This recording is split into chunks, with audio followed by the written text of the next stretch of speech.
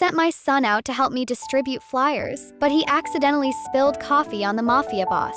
He immediately lowered his head to apologize to the man. Then he noticed the man folded his handkerchief exactly the same way I had taught him, so he didn't hesitate to call the man Dad. The man looked confused, thinking my son had mistaken him for someone else. I quickly ran over, but when I saw the man's face, I froze instantly, because he was my ex-boyfriend who had broken up with me 8 years ago. I couldn't help but call out the man's name. 8 years ago, he had been diagnosed with brain cancer. Tearfully, I told him that after the surgery succeeded, I would definitely marry him. But as soon as the operating room door closed, I collapsed to the floor, because I had already made a deal with his mother. Only if I left for good would his mother be willing to pay for his surgery. To avoid holding him back, I had no choice but to leave quietly and decided to raise the child in my belly alone. Now I had run into him again, but I didn't dare make eye contact with him. I just wanted to take my son and leave, but my son hugged him, saying he must be his dad. I quickly grabbed my son's hand, ready to leave, but I almost got hit by a car. Luckily, he caught me just in time. Looking at my face,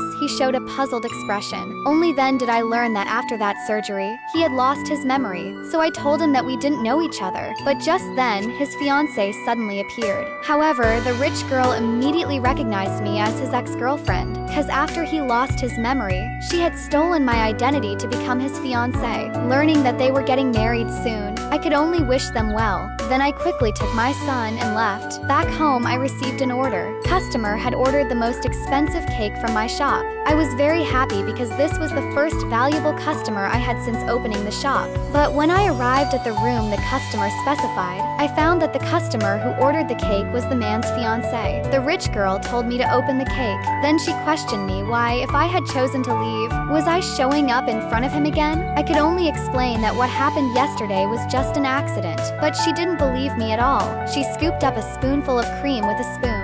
She mocked me, saying I was as cheap as this cream. Then she threw the spoon at me. I couldn't stand her slander anymore and quickly left, but the man saw me crying as I ran away in embarrassment. The man immediately chased after me and asked me why there was a big blob of cream in my hair. Seeing that I didn't want to answer, he pulled me into the restroom, but I told him that we were strangers and should keep our distance. Unexpectedly, he told me that he had found a photo of himself on me earlier.